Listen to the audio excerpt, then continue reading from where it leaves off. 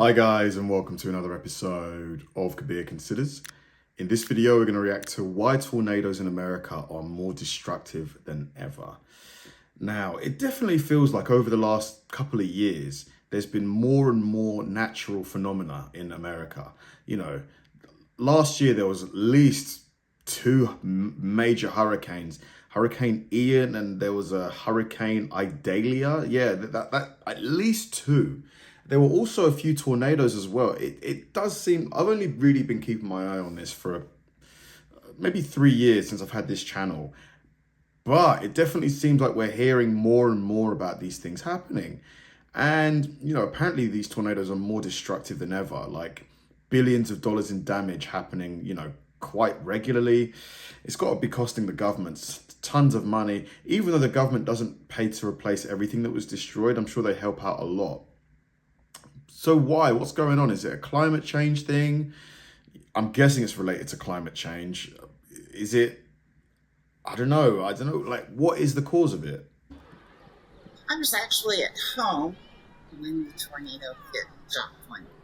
The weather was beautiful. Joplin, I've heard of that one. It started out a very nice day. We heard the weather reports with the threats of a storm coming in. I didn't want to panic. I went and prepared the crawl space. I did hear the sirens go off, and I said, it sounds like we better take cover. It's true that what they say, it does sound like a train coming through, a very loud train. I started hearing boards ripped apart over me, and it was raining. I definitely felt suction of the tornado attempting to lift me up. Jeez, look at that. The May 2011 Joplin tornado killed 161 Flattened. people and was the costliest tornado recorded in U.S. history. Tornadoes are a billion-dollar problem in the United States. From 2018 to 2023, there have been $17 billion climate disasters involving tornadoes, and the costs are expected to grow. The disasters keep on building and building and building, and that's because we have basically more and more and more people in the way or in the paths of these tornadoes when they do happen. We're seeing writ large that the cost of disasters each year is just skyrocketing. My place was totally destroyed. We didn't even have a shingle off our house, no damage whatsoever. But just 2 blocks away, there were homes totally destroyed. Crazy. What we're seeing with the impacts of climate change is that tornadoes can really happen anywhere. We're seeing what feels like a freak event, but happening more and more regularly, not just in the traditional tornado alley. Yeah, because I always thought it was just Tornado Alley that would be getting these tornadoes, but yeah, they seem to be spreading all over the country.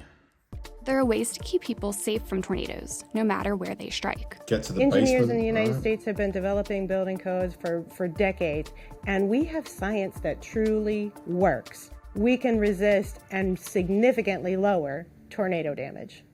So why are tornadoes so destructive in the United States? Why aren't communities building to safer building codes?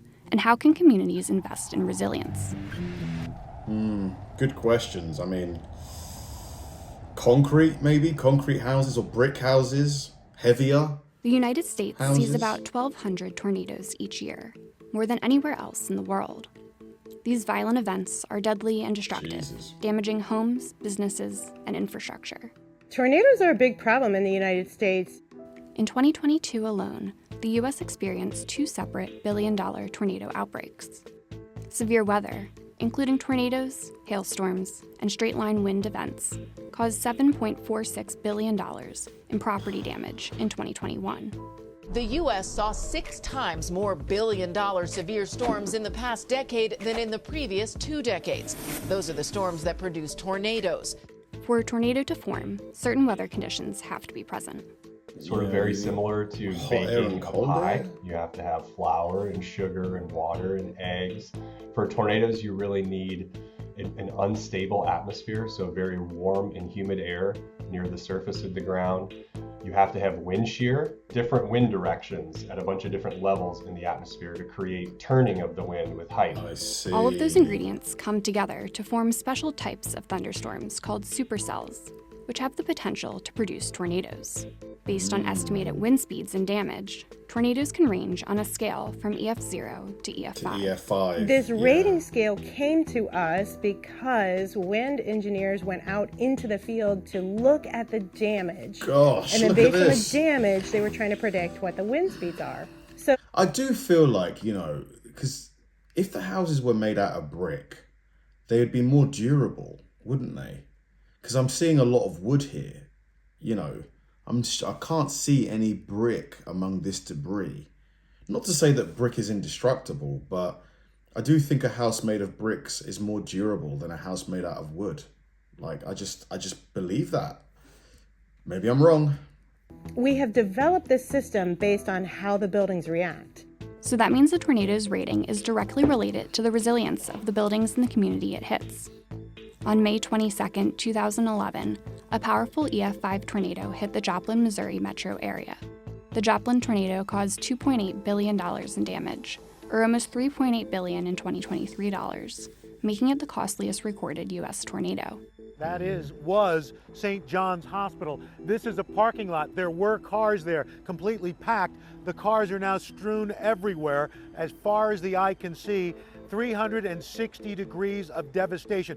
7,500 residential dwellings in the city were damaged or shredded, destroyed. According to the Joplin Area Chamber of Commerce, wow. 553 businesses were destroyed or severely damaged in the tornado.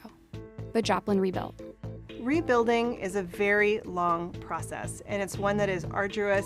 It oftentimes takes years to be able to rebuild communities, homes, businesses, and it takes communities coming together to really think about the future and what they're going to do differently to build more resilience into their communities as they move forward.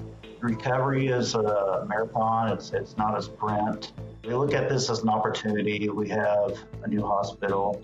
We have new schools, modern schools that are educating our future workforce. But we never want to be satisfied. Like, sorry to labor the point, but, I read somewhere that a house in America requires a lot more maintenance than a house in England. That typically a house will last for like maybe 30 to 40 years. Whereas here, I think it's much, much longer than that. Like my family's house, I think it was built in the 40s or the 50s or something like that. And we've extended it, but we haven't had to do very much remodeling because I just think a brick house is stronger. Like why is it that American homes are typically made out of wood? Is it because there's just so much wood around? So it's quite abundant. Is it because it's cheaper? Like, is it because it's faster to build out of wood? Like, why? Oh no, what have I done? Tornado Alley. And these are places and communities that have for many years been preparing for tornadoes. But tornadoes can happen everywhere. Here's where they hit in 2022. If you were to ask 1,000 tornado scientists where Tornado Alley is, they're all going to give you different definitions. The reality is that all 50 states, including Alaska and Hawaii, receive tornadoes. Not all of them receive them as frequently, right? But all of them can have tornadoes. Places in the Southeast and Midwest have seen an increase in tornado frequency over the last 4 decades. Over the last 50 years, places like Texas and Oklahoma, again, kind of this traditional perception of Tornado Alley, they've gone down there in terms of frequency. And they've gone up in a place like Tupelo or Memphis or Jackson, Mississippi. That is really important because we have way more people living east of the Mississippi River. And so basically we have more targets, more exposure, more vulnerability where these tornadoes are happening. And that creates more and more tornado disasters. There's more things, more people, more of us, and more of our possessions in the Mid-South. You combine that with an extreme socioeconomic vulnerability, and that is increased poverty rates and lack of sheltering and poor, in many cases, substandard housing. The rest. Oh, wow. Yeah. Okay. I think these are bricks. So it looks like brick houses are not as, impervious to tornado damage than I thought maybe. Many cases, substandard housing. The recipe is for disaster across some of these areas. Some cities in these regions include Memphis, Indianapolis, and Nashville. In March 2020, a deadly tornado hit Nashville. The Nashville tornado left behind over $1.5 billion in damage, making it one of the costliest U.S. tornadoes on record. So it's kind of like this two-sided coin, if you will, where we have this change in probability due to climate, but we also have this increasing footprint and exposure and vulnerability that are going to continue to drive the losses in the future. A lot of tornado damage is preventable. The EF0 and EF1 portion of the storms, that type of damage can be prevented with strong, resilient building construction. Costs a little bit more than typical building construction, but it's definitely resilient and it prevents that type of damage. The IBHS has some specific recommendations for building resiliently. The biggest and best thing that you can do is to think about replacing that garage door with a wind-rated garage door. And then the other thing is, when it's time to re-roof, choose that stronger option. In the 2011 Joplin, Missouri tornado, 84% of deaths resulted from building and structural failures. In total, 8,000 structures were damaged, including a major hospital. Missouri does not have a mandatory statewide building code, but in the wake of the massive EF5 tornado, the city of Joplin made some changes to protect its buildings and its people from damaging winds. What we implemented was the requirement of using hurricane clips. So that strengthens that connection between the roofing system and the wall system. And then we beefed up the use of bolts and other infrastructure to connect the wall system to the foundation system. Modern building codes are projected to generate an estimated $132 billion reduction in property losses in the U.S. between 2000 and 2040. But not all communities have building codes in place. As of November 2020, 65% of counties, cities, and towns in the U.S. are not covered by modern building codes. We should have building codes in all of the places in the United States where the wind can impact us, which is the whole of the United States. But the thing is, home builders, like property developers, are going to resist that because it's going to mean they need to spend more, on the construction costs. Like, it's crazy. Even though potentially it's going to save lives and money down the road, they're just going to look at their bottom line, aren't they? They're going to fight it as much as they can. But sadly, only 17 states in the U.S. have a statewide building code. Part of the challenge with building tornado resilience in the U.S. is that building codes are generally a local and a financial decision. And these are sometimes tough financial decisions. We didn't want to increase the cost of housing so much that people couldn't rebuild, or some people couldn't afford to rebuild. So that was a debate amongst ourselves. How far do we want to go with these building code changes? Originally, I was in favor of requiring storm shelters. And then I received a call from an elderly person saying, hey, if you require that, it's going to increase my cost $7,000. She lived paycheck to paycheck. She goes, I cannot afford to rebuild my home. So in the end, we did require storm shelters to be installed. There are also federal resources available when it comes to building resiliently. We at FEMA have upwards of $7 billion that we are making available through our many, many grant programs so that both families and communities can build shelters, can build safe rooms, can take those actions of reinforcing roofs that make it more likely that people will stay safe during a tornado event. In 2022, FEMA released the FEMA Building Code Strategy to advance its building code efforts and strengthen resiliency nationwide. The Biden administration has also designated billions of dollars for climate resilience and weatherization through the Bipartisan Infrastructure Law and the Inflation Reduction Act. The Biden-Harris administration is putting even more resources into helping communities take action. Each year we see millions of dollars in applications from communities and from families through both the Brit program, but also the Hazard Mitigation Grant program that FEMA runs, as well as many others.